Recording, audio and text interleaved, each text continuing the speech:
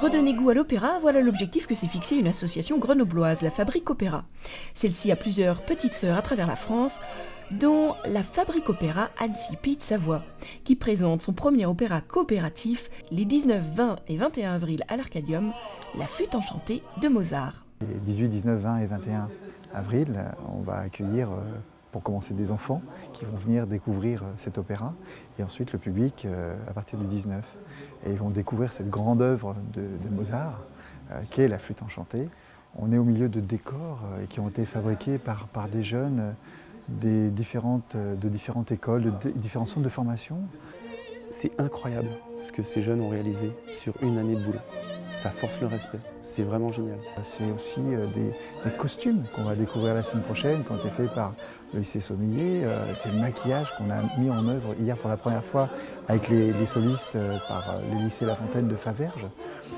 C'est une grosse fourmilière avec des musiciens amateurs, des musiciens professionnels, l'Orchestre symphonique des Alpes, c'est l'ensemble vocal de Tône et le chœur de la Fabrique Opéra Annecy Pays de Savoie. C'est une grosse équipe au service de cette œuvre assez incroyable de Mozart. Cet opéra est coopératif parce que plus de 400 jeunes ont participé à l'aventure. De la conception et réalisation des décors, à la communication ou encore l'organisation, de la confection des costumes à celui des coiffures, du maquillage.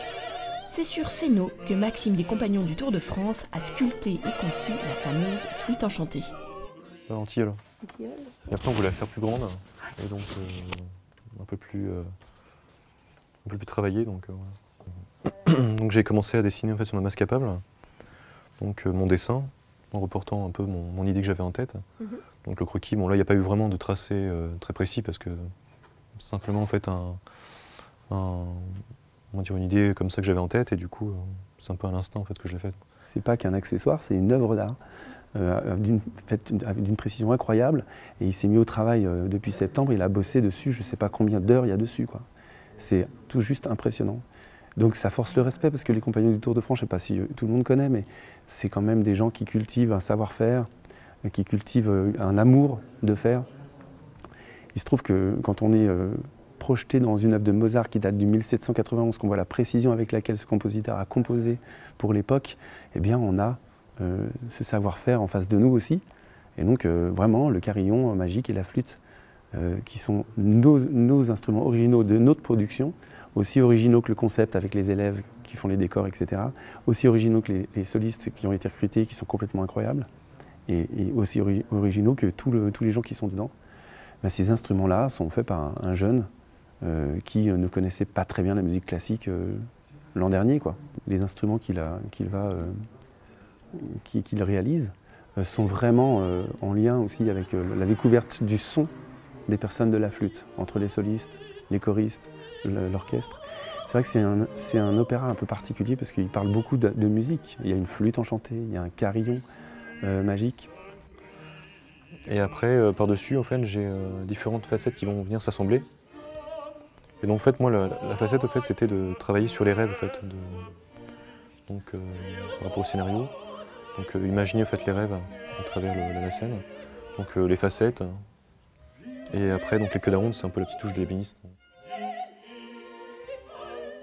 Par rapport au projet, en fait, j'avais vraiment une libre création, donc je pouvais vraiment dessiner ce que je voulais, après en restant aussi dans le concret.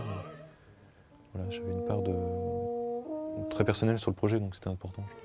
Et justement, qu'est-ce qu'il y a de toi dans ce que tu as proposé? C'était...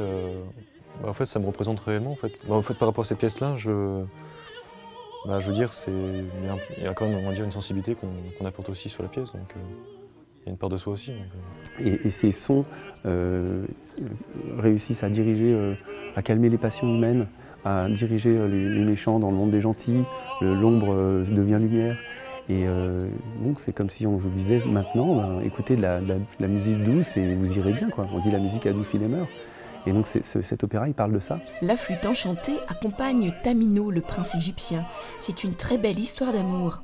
Vous avez envie de découvrir la puissance de la musique classique, qui prend parfois aux tripes, alors n'hésitez pas à venir voir La Flûte enchantée de Mozart, qui est présentée à l'Arcadium les 19, 20 et 21 avril prochains. C'est un opéra magique qui pourra peut-être changer votre vie.